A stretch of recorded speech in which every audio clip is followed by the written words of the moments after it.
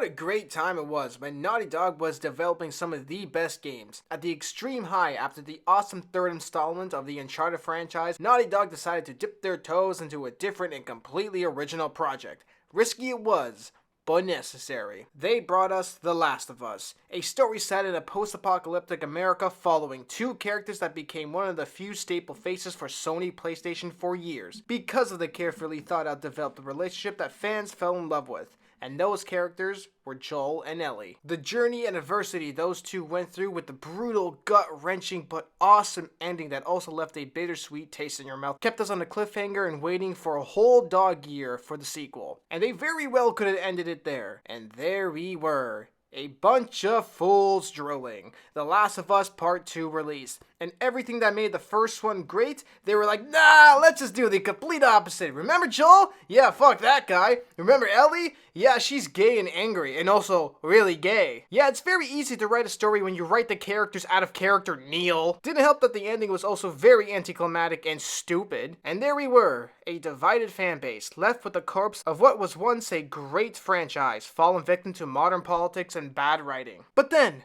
there was a flicker of life, a new hope, a second chance that a franchise rarely gets. A new opportunity to do it right. A live-action remake made by the king of TV shows, HBO, with Craig Mazin writing the series that brought us Chernobyl, but also Neil Cuckman writing and controlling everything. However, did the first season of HBO's Last of Us live up to the masterpiece which was the first game? Sort of? I have to admit, I hated this show and I had an hour review ready, but I've had some time to ponder and I'm much more lenient on it now. The show looked incredible. HBO does a great job in production. It's just, I was so accustomed to the horrible set and costume designs, makeup, and terrible CGI. Cough! Disney! Cough! Paramount, cough, Amazon, cough, that I was thoroughly impressed and shocked to see a show look so goddamn good and believable. Like, there were a few moments where it looked alright, but they utilized the budgets to its fullest in my opinion. One of the biggest concerns was if they were going to follow the source material as close as possible. And for the most part they did, which is why this show is seeing success. Wow, who would have thought that following the source material which made it popular in the first place was going to work? It's a simple premise of a story. Joel lives in a post-apocalyptic zombie world and has to transport Ellie, who is immune to the virus, across America to a faction called the Fireflies where they will potentially develop a cure. Simple, right? But what makes this story so special than the 167 other zombie stories that were the exact same premise? And that's the relationship between Joel and Ellie. What made the first game so special? The father-daughter relationship that is universally relatable, like how it worked with Lee and Clementine. Shit, even a similar premise in Logan with Laura and Wolverine. And in the first Last of Us, it was very much Joel's story. You start with him, you play as him, and you see the world through his eyes. The story's about Joel, a man who lost his daughter during the outbreak, and skip some years later, he's a man without a soul now, just doing anything it took to survive. No mercy, no remorse, almost everything that made him human was gone, as for most people in this world. So when he was dealt to deliver this young little helpless girl, it was a burden. I don't blame him. Travel across America, through all the dead and bandits, but there was a big reward. And in the show, as he mentions that Ellie is cargo. However, along this very long journey, he slowly learned to open up to Ellie. They began creating a bond, a connection later on that will be too tight that will lead to the demise of a certain group. Essentially, Joel's humanity sparked back up. He began to feel again, to care for someone else. And when that moment came where it was either her or death, he chose her. In that moment, he chose that this little girl was his daughter, and it's his duty to protect her by all means, no matter what the cost, because who else is gonna do it? He's already lost a daughter. He's sure as hell not gonna make that mistake twice. That is a man. Almost a redemption arc for this character. Even though the sacrifice was potentially saving the human race, he made the right choice by saving his daughter because everyone else failed her. And that's what I was looking for this show, because that's how you will keep the fans in the audience. And they sort of did it. The show did have its faults, like one of the big problems was the pacing, which almost killed the show. The season is 10 episodes long, and the first 2 was used to introduce the characters, world building, and then there were another 2 episodes that were complete filler that that added nothing to the story, which leaves us with 6 episodes to develop the relationship. Oh, but there was also one episode where Joel was basically unconscious, so it's more like 5.5 episodes to develop this relationship and make us care. Where the game had about 20 hours with these characters, and now it's shrunk down to 5. Episodes 3 and 7 did nothing to progress the story or even add anything to the characters. Episode 3 focused mainly on characters that aren't part of the story and was purely there to be used as an Emmy episode because Neil is progressive and wanted to show that there's gay people in Apocalypse. Not that there's anything wrong with the episode, it was directed, written, and acted great, but for a season that is only 10 episodes long, it's stupid to waste an episode on nothing. For a character like Bill, who was this awesome character in the game and gave a good teaching moment for Ellie and Joel, served no purpose in the show besides being gay. He's supposed to be this smart, well-prepared survivalist, but when he gets attacked, he goes out into the middle of the road with the worst gun to use. And this episode came right after they killed Tess, leaving us with a cliffhanger. And don't forget, these episodes were released weekly, so imagine you're about to get into the show and get to know these characters even more, and then something big like the ending in episode 2 happens, and you wait a whole week to get nothing besides seeing 2 men getting down and dirty. And they did it again with episode 7, which was a DLC for the first game because it did nothing to the overall story, which is why it was a DLC.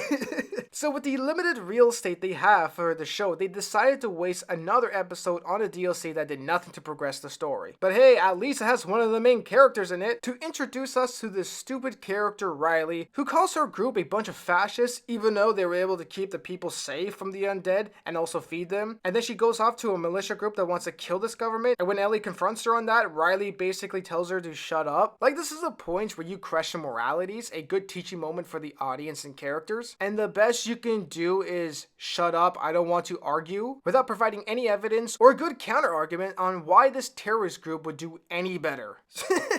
God damn. Also, considering where this episode is placed in the season as the 7th episode, where this should be a point in the story that is the most eye-catching, you lamely shoehorn a DLC that was boring and didn't do anything to raise the overall narrative. Because we get it, Ellie is gay, Neil. Not like the DLC for the game was anything special like Red Dead's Undead Nightmare. It was fine for the time, and it really showed Cuckman's intentions that ideology and ticking boxes comes first before story. Which then really showed in part 2. But comical, the point of that episode was to show that Ellie cares for Joel. Right, because we needed 45 minutes of nothing to show that Ellie cares for people. Also, imagine being a CEO of a company that spent the most money on a project, and then you have one of the actresses that you gave an opportunity to say, if you don't like it, don't watch it. Jesus. Yeah, and that was the biggest issue of this show. Those episodes killed the pace, and if you took both of those episodes out, nothing changes. Making things gay doesn't make it cool, it just makes it gay, Neil. And I get it, they're building up Ellie to be this girl boss later on, but you have to build up to that, and she needs to earn it. You don't just do it right off the bat. Like, right off the bat, every interaction with Joel, she's winning every argument, calling the shot, when that's supposed to be adult Joel's job. She was also able to handle situations where, like, others couldn't. What happened to this innocent, inexperienced child? They basically made Joel and Ellie their equals right from the beginning. And that ruins the dynamic situation that they have. And as for Ellie, Bella Ramsey was not it. Her acting was questionable. It's really hard to tell what kind of emotions she was feeling. Like that one scene where Joel's beating the living feces out of that one guard, and Ellie is creepily smiling? Yeah, you shouldn't be smiling. Or was she smiling? Does she not know how to control her face muscles? And she was supposed to smile and take amusement out of that situation? That's out of character for Ellie. What is this show trying to prove? And then there was another scene where she's torturing a zombie and getting off on it before killing it. Then later on in the season, she admits to Joel that she's killed one before. Like, bitch, it didn't go down like that. You sexually aroused it before you killed it. Don't leave that part out. It was so confusing why they showed those scenes, because they didn't do anything with it later on. So does she love seeing people get beat up and murdered and then being tortured? Because later on in the season, she finds that cannibalism is atrocious, and then gets all scared and traumatized by brutally murdering the priest, which she has no problem seeing it herself. It makes no sense. It just makes those scenes useless. Like, it would have made more sense if she was unfazed of murdering the priest, or like even taking a piece of the human meat and eating it and being less disgusted about it, because it would have been more consistent with the character regarding those scenes. They didn't develop her out of those weird fetishes. You can't just pick and choose when she can be innocent and a ballistic animal. You have a base character and you have to develop and grow from that character into something else. Ellie in the game was this innocent girl, hasn't spent much time in the open brutal world. She was scared, inexperienced, useless in the beginning, which is what a little girl's supposed to be. So when she did go through those very traumatic experiences in the game, it hardened her. It made her understand that the world is brutal, and then she became that animal, that killer in the second game. That's called growth and development. How they went about it in the second game is another question. But in the show, when you already start off with the foundation of her liking these things, then there's nothing to grow on and add to that, unless you make her into a full-blown psychopath, or you reverse her and turn her into a tree-hugging hippie, which that wouldn't make sense in the world that she lives in, and it wouldn't make an exciting show. Man, these people don't know who Ellie is. Neil doesn't know who these characters are. But the show does a good enough job putting her into situations at high risk and high emotional stress that by the end, she did actually grow on me and I adjusted better. I still think she's a horrible choice as Ellie. And if this show has any chance of succeeding, especially after they kill Joel, she needs to up her acting classes so she can pull her weight, because if it wasn't for Pedro, this show would be dead right from the start. And Pedro did fine. He was the best part of the show easily. Yeah, his iteration of the character was a softer version of Joel and kind of made him into a bit of a wuss. And right before I almost lost interest with this character, they managed not to go fully sissy mode with him and they showed us some game version of Joel. Please, give us more of that.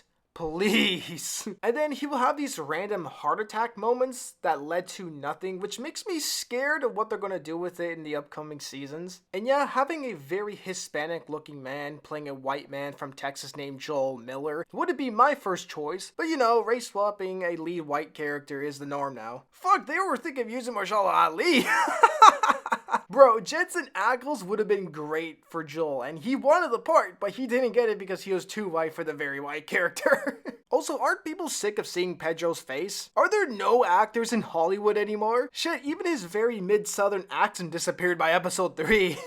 So what was the point in getting him? You had Merle Dandridge play her own character that she voiced in the game. You got the voice of Ellie, Ashley Johnson, to play Ellie's mom in the show. You had Jeffy Pierce, who voiced Tommy, to play the guy who got turned up by the bloater. And also the voice of Joel, Troy Baker, to be in an episode and see him die. So we've seen Joel get killed twice! So they got the original voice actors to act in the show, and these are very competent actors because they are actors. Why didn't they just use Troy Baker to play Joel? Him and Pedro, I'm pretty sure, are the exact same age, and Troy can grow an actual full beard, and they clearly don't care about the casting because Pedro looks nothing like Joel, neither does Troy. And I'm pretty sure they'd be the first studio to have the original voice actor play the lead in a show. So not only would you please the fans because you're getting Joel to play Joel, but the normies who haven't played the game wouldn't know the fucking difference. It's a win-win. God, am I too crazy to think this? And again, since they clearly don't care about casting the right people for the roles, I can't wait until we see Dwayne "The Rock" Johnson play Abby for next season. And Ellie in the game, like, you want to protect her. But Ellie in this show? Feed her to the clickers.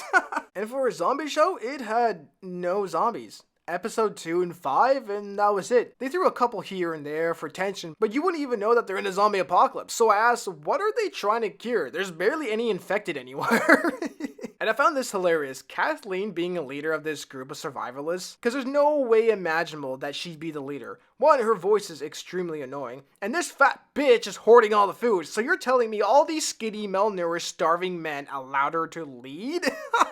But I'd be lying if I didn't say there weren't any good moments. There were tons of great moments, like when Tess sacrificed her life, the crazy horde in episode 5, the horrible tragedy with Henry and his brother, Joel being an absolute badass in certain points. And besides Bella Ramsey, everyone performed great, and we got some great villains out of it. I even liked when they gave purpose on killing a clicker, because they are relentless creatures that are a pain to kill, so when someone asked, You killed a clicker before? It really amplifies the importance and accomplishment it is to kill one. But it all comes down to the ending. If they were truly gonna stick to that badass ending of Joel single-handedly wiping out an entire army, leaving all sorts of questions on morality in the air. And they didn't disappoint.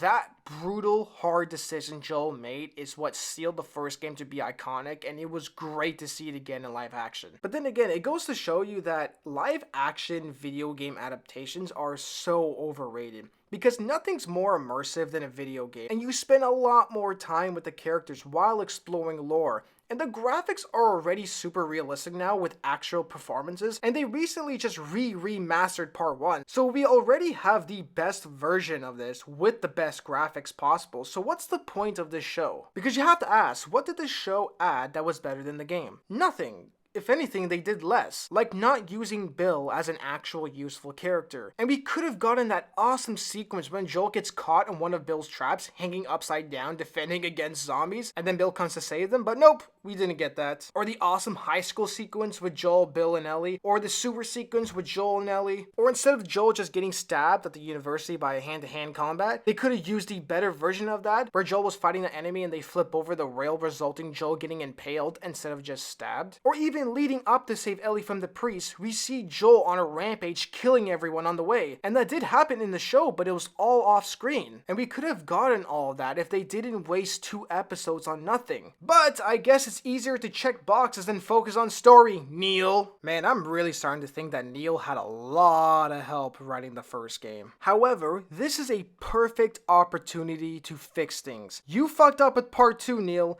and not many people get the chance to do it again. We, the fans, do not want you to follow part 2.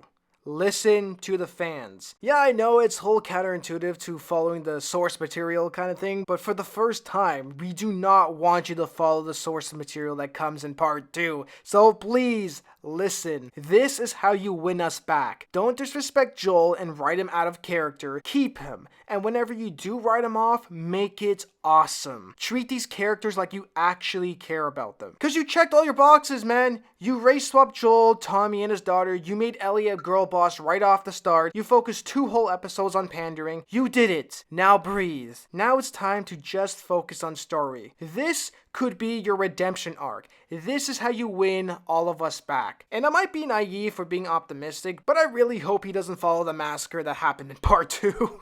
And also, HBO has to be aware of this, eh? There is no way they don't know about the atrocity of part 2. And you would think from a studio who went through the shit show of Game of Thrones Season 8 that they learned from their mistakes. And Last of Us is one of their most viewed series right now, so they can't let Neil go off the rails and continue on with this BS. I just can't see them letting Neil kill off their leading man so disrespectfully and so quickly, because that'd be the death of the series. And I can assure that because once Joel goes, I'm also done, and so would a lot of people. But I'm optimistic, I have hope, I love a good comeback story. But that's all up to Neil Cuckman. It's all you, bro. I really hope you make Joel awesome again. Hashtag Joel is daddy.